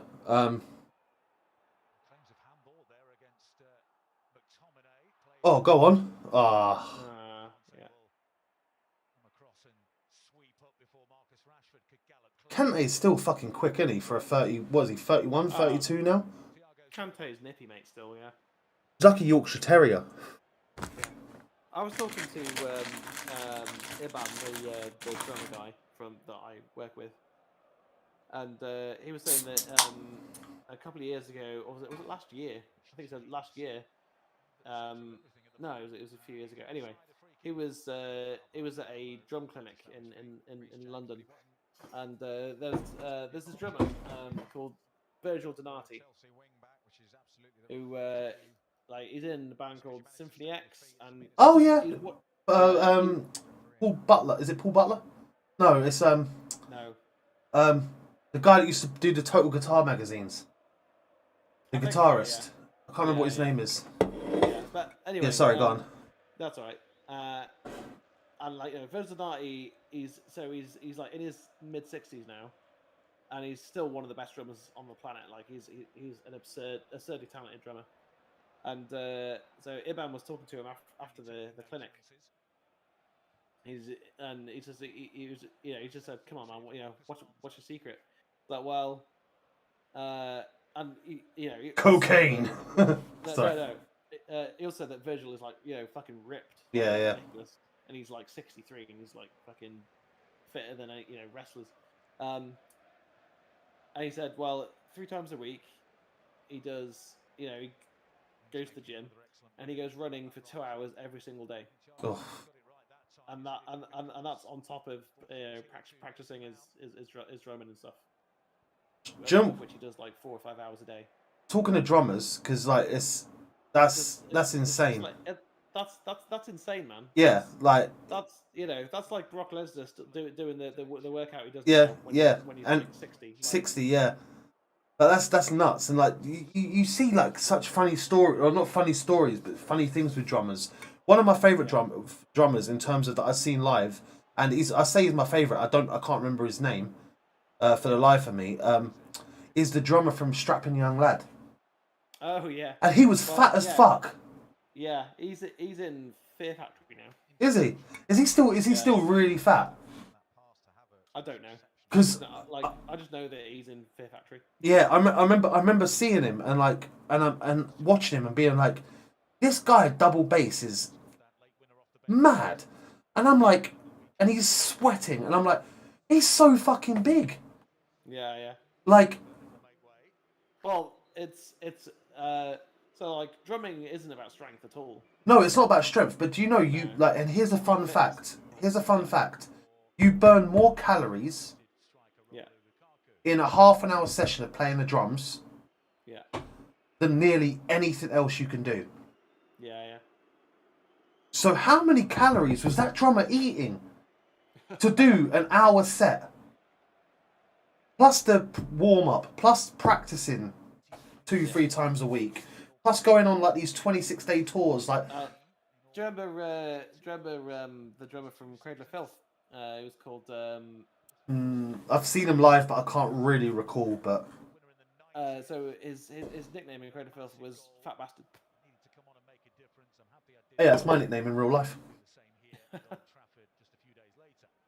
And I think his name's Phil. Phil? I can't remember. Fill me with food. So, like, he's a fucking huge dude, but fucking, really good drummer. Yeah. Very good drummer, man. Oof. Ooh, that flick from was it Tellez? Yeah. Yeah, flick from Tellez was important. But yeah, it's nuts to like, it's the same as like say like Vinnie Paul from Pantera. Yeah. He was a big guy. Compared to his brother. But he was he was definitely very stocky. Yeah. He's probably about my size in terms of probably. Yeah. But to like, I mean, I've got a set of drums. Next time you come over, I'll get them out. I need to buy an amp. So everyone can hear it. Otherwise, I've just got headphones that plug in. I've got an electric drum kit, and we'll set it up because I mean I can play quite a few songs on drums.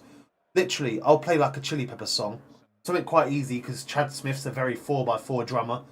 So pretty much any Chili Pepper song I can play as long as I can play 4x4. Yeah. After like a 3-minute song, I'm fucked.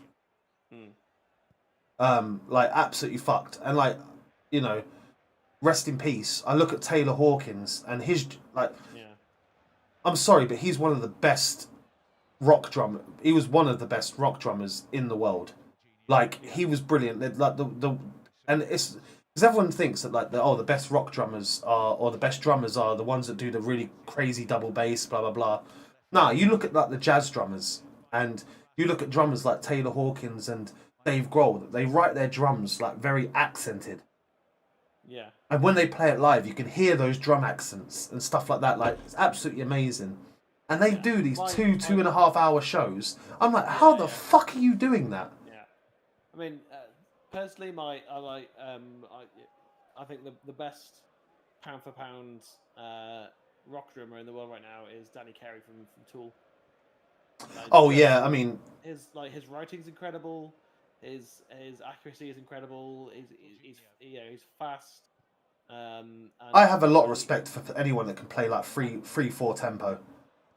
And polyrhythms and all that. And, but he doesn't over elaborate it in every track. But man, like doing like 3 different beats and polyrhythms and all that kind of shit all the time is just nuts, man. And to be able to do it live as well. See, no one ever looks like people look at me and they think, oh yeah, you know, oh it's Jay, or oh it's Warren, obviously my first name. Oh, he loves rock. Like his favorite band's the Foo Fighters, and he loves Nirvana and da da da Yeah. da, like all of this. But like, what a lot of people don't know is I love jazz music. Yeah. But I love jazz music for the drumming, Yeah. because oh man, if you ever get the chance, and there's a lot in London, by the way.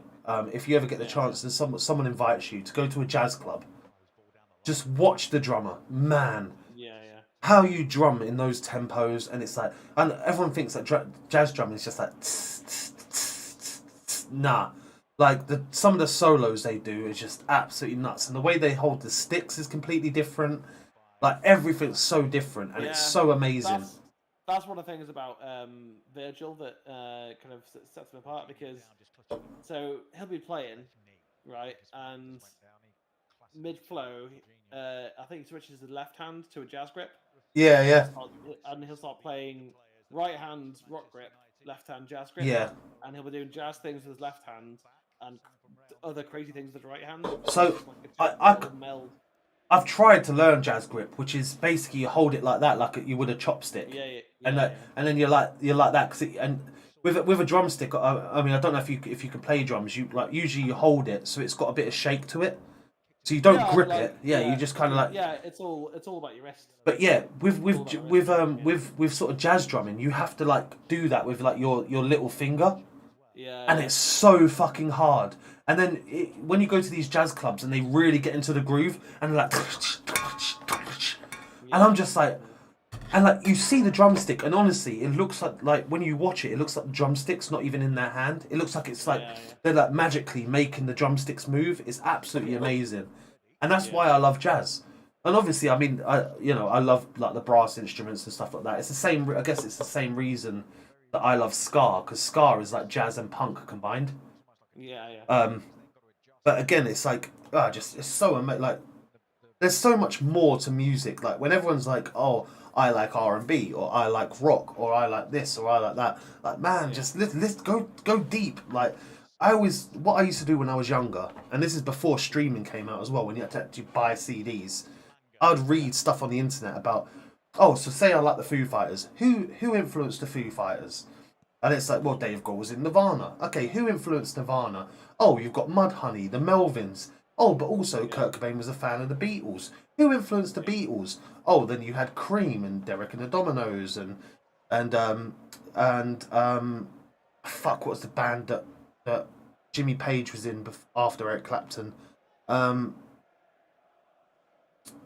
remember, but there was a band they no. Eric Clapton was in a band. Yardbirds. Oh, the Yardbirds. Yeah, and then I'd listen to the Yardbirds, and then when you listen to the Yardbirds, you end up listening to Muddy Waters, and you go down this trail of influence, and then you listen to all these different kinds of music, and then it's funny, you'll listen to a song by like the Yardbirds and be like, fucking hell, like that's the start of rock of like rock music and stuff like that. And it's like that's what I used to love to do. And then when streaming came out, I was like, I remember when Spotify first came out, I was hooked. I was just going down these rabbit holes of music, and like you find this stuff like jazz and and these amazing drummers, and it's how I found Rush, because I was a huge fan of Coheed. I was a huge fan of Coheed, and then Coheed said that they were huge fans of Rush. And I listened to Rush, and I was like, I love Coheed. Absolutely love Coheed. So do I. Amazing band, but like, Neil Peart, he's just absurd drummer. Oh. Good save. But Neil. I mean, one thing that was amazing about Neil Peart is not only was he an amazing drummer with the biggest kit. I think he still holds the record for the biggest kit. Probably. But also, he wrote all the fucking lyrics. Yeah. Just a phenomenal musician. When you was at mine for the barbecue and we were drunk outside of our conservatory, you put on Tom Sawyer and we were singing along to that, weren't we? Yeah. Tom Sawyer. I went to one of those Rush they had like a Rush, light orchestra-y, what's it called thing? Oh, okay. Yeah, the London Astoria before it closed. Oh, yeah. And me and my mates, we all got high and went, and it was fucking amazing. Yeah. And they played the whole of 2112. Nice. Well, I'm just looking forward to next Wednesday because I'm going to see Tool. Oh, nice. So yeah, one of my school friends I've not talked to for like 15 years, just sent me a message saying, "Hey, random." Ooh, Reece James should have scored there. So yeah, random message. A friend of mine has been let down for a Tool ticket. Do you know anyone that wants to go? I was like, yeah, me. Yeah, you fucker. Like, yeah, I'll go. But I think it's what used to be the NIA. It's got a whole different name now. In Birmingham. oh, what, the NEC? No. The NEC and the NIA are two completely different venues. Oh, okay. Oh, I'm gonna say that's the only venue I know in Birmingham. The NIA is the one by the airport. Oh, okay. Yeah. But anyway, yeah. And of course, I live in London now. Yeah, yeah. So, but to get there, I've got to go through London. So it's going to cost me like 150 quid for a return ticket. I mean, to see Tool, I mean, you paid whatever you did to come to my barbecue. I know you'd pay double that to go see Tool because I would. Fuck yeah! I mean, you know, and, you go see Tool so they can play 3 songs because they're all like 60 minutes long. But like the weird thing about Tool concerts is that they're seated. I never knew that. So you just sit and you watch. Yeah, I never knew that. Yeah, they're seated. And also, you like if you're seen with your phone out taking pictures or videos, you get kicked out. See, that's how it should be. Like, I fully agree with that because, man, like, I hate people that. I think taking the odd picture is okay. I'm not for standing there doing that and watching through your phone all night. See, that's pointless. I disagree, man. I used to like the day before. Like, I mean, it makes me sound old. Before, like, we had smartphones, going to see a band and then trying to explain to people how awesome it was. Yeah, but as I say, taking a picture now and again, just be like, like, say when the band starts, you just go click. All right, even better question then. Can you name me one gig you've been to where you've actually taken a decent picture? Yeah, all of them. I'm a good photographer. Really? No, I'm kidding. Yes, actually, yeah. Coheed. Last time I saw Coheed, but that's because we were sat on the front row of the balcony, so literally just got to sit there and go click. Yeah. Click. So yes. See, the only decent picture I ever got was when I went to see Velvet Revolver in 2006. Yeah. And they were on tour for their second album, and I can't remember what it's called now. Contraband was the first, and whatever the second album was. I don't know. I was never a fan of VR, so. See, I was because I love Stone Temple Pilots and I love Guns N' Roses. I thought the Pilots were a good band. Yeah. But no, I went to see them, and because part of it was like I loved the first VR's first album. The second one was like, it's all right. Yeah. But like the first album I loved because and the reason I went is because I honestly thought to myself I'd never get to see Guns N' Roses live with Slash and with Duff, and I still haven't. not even though they're back together, I still haven't. No. But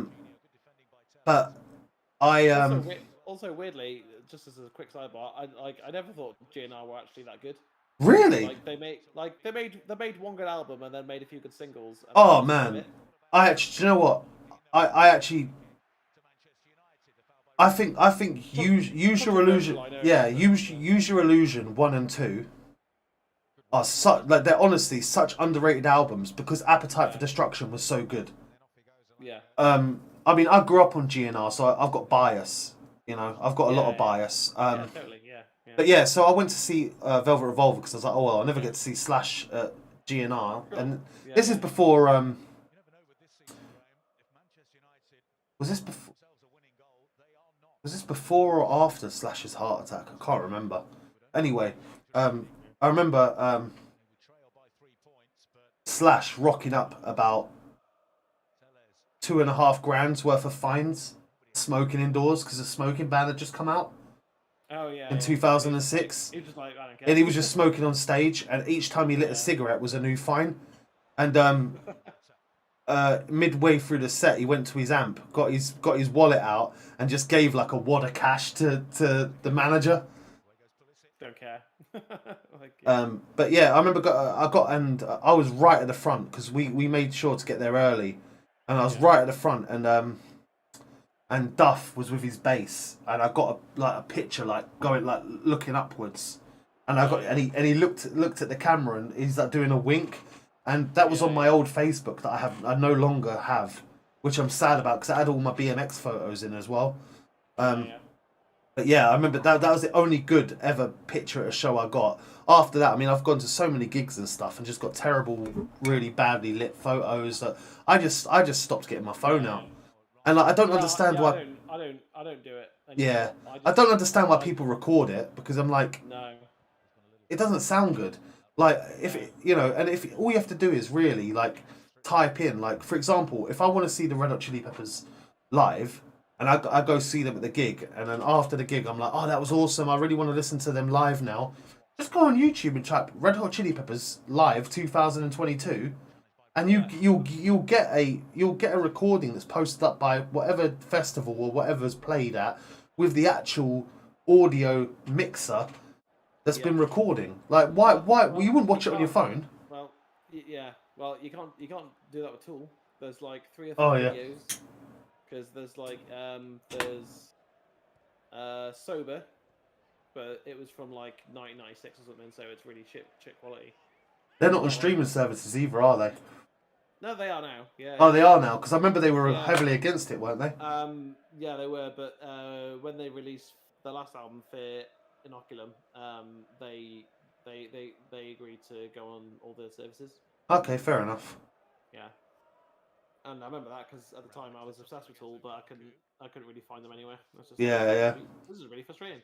But people had thankfully there was a playlist on YouTube, but it wasn't like all of their songs or anything. It was just like their biggest hits sort of thing. Go on, Matt. Fucking hell.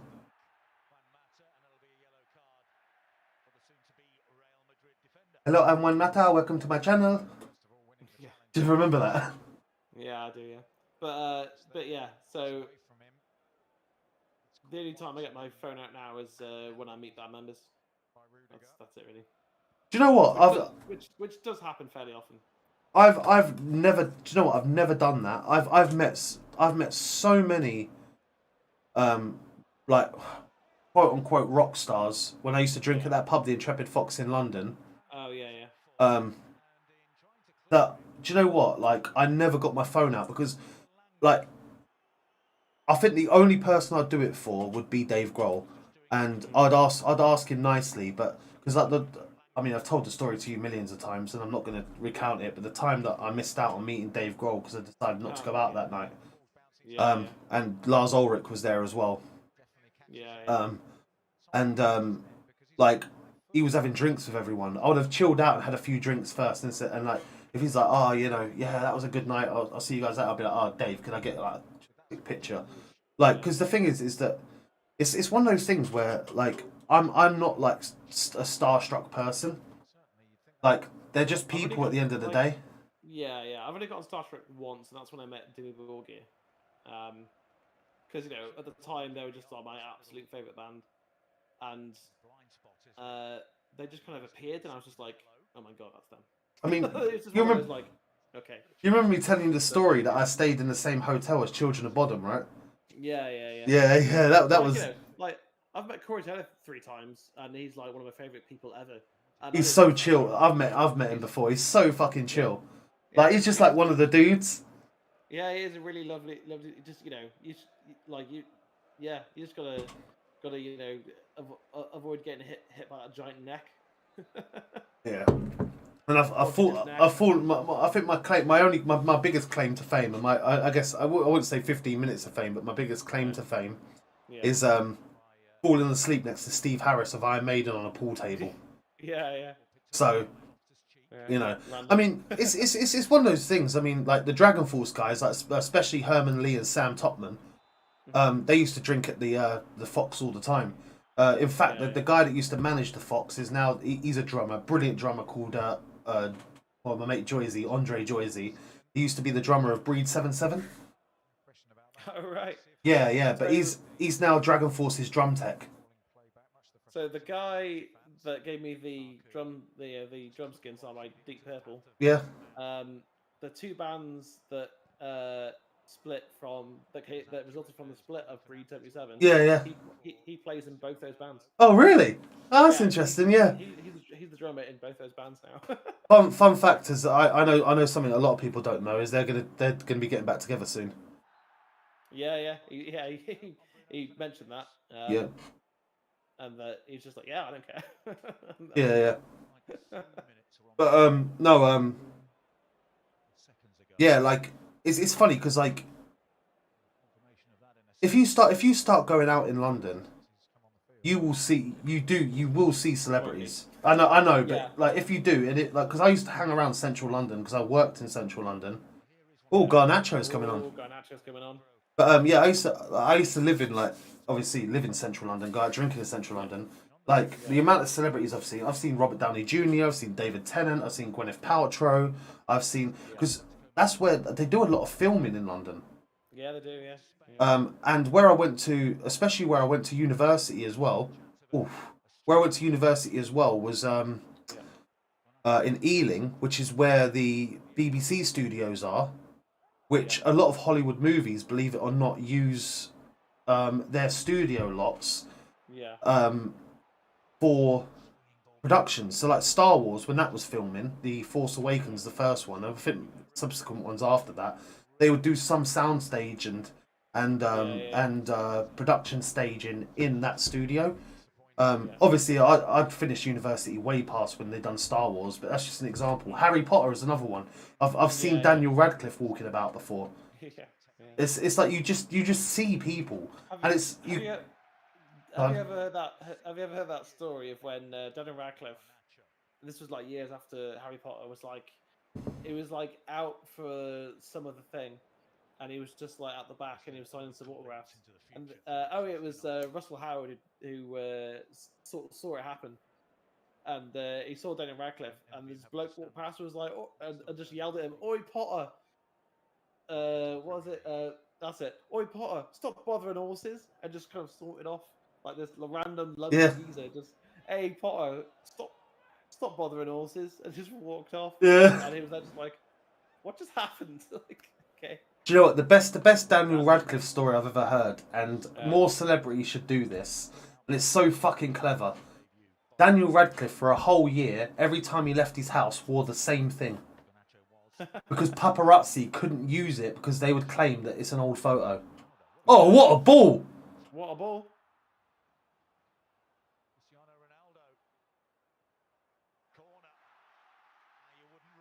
Corner to United. But yeah, he wore the same thing for a year so the paparazzi couldn't use the photos, so they stopped taking pictures of him. Yeah. So fucking clever. The guy switched on, man. Yeah, he is. Apparently he's meant to, like, there's rumours that he's playing the next Wolverine in the MCU. Which, believe it or not, if you've read the comics, he actually does fit it. He does fit it quite well, doesn't he? Come on, United. Let's just get a winner out of fucking nowhere. Oh, that was a chance as well. Was it Varane? No, it was Lindelof. Lindelof. All it needed is a flick there. Yeah. Oh, yeah. It was half a chance, wasn't it? I'll take a 1-1. We haven't played terribly. We haven't played great. To be honest with you, it's been fun just chatting to you about stories the second half. Yeah. Oh, it's kind of like it's felt like the last game of the season. Yeah. That's what it's felt like. Except we have another 3.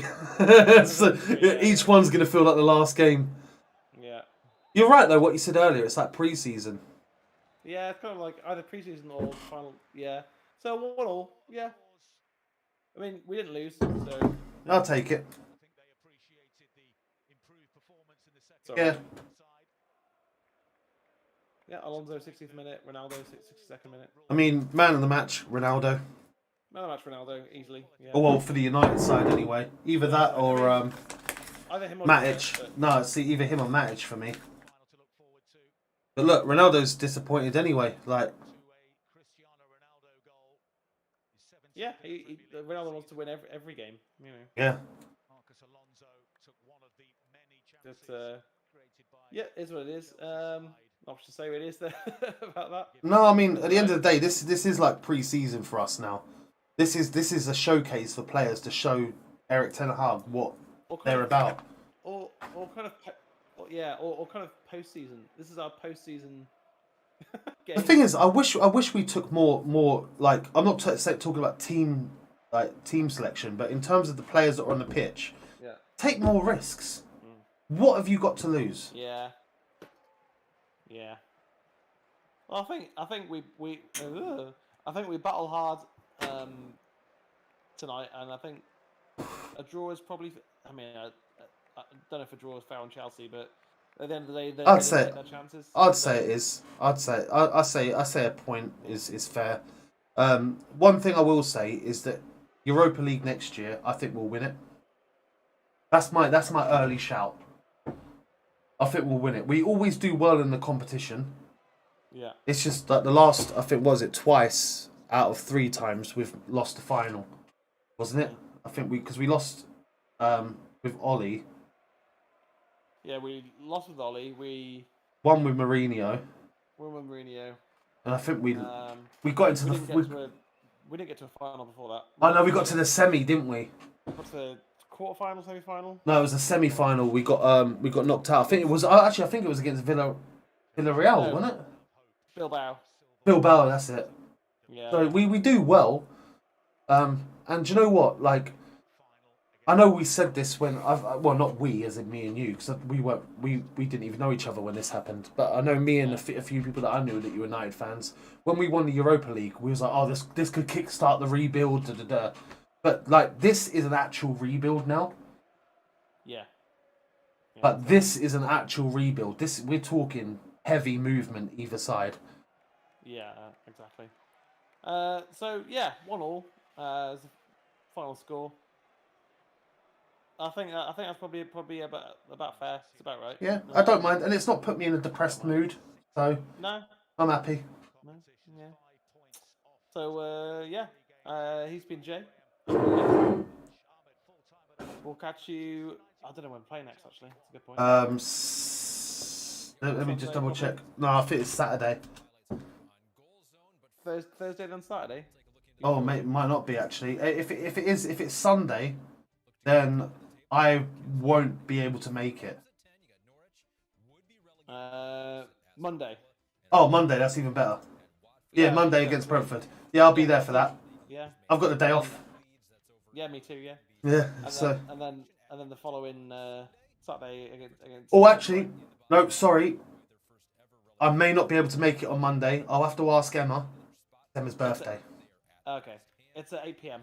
Yeah, it's at 8 p.m. So that shouldn't be a problem because we're going to go out for some dinner. But she's got the day off. It's Bank Holiday Monday.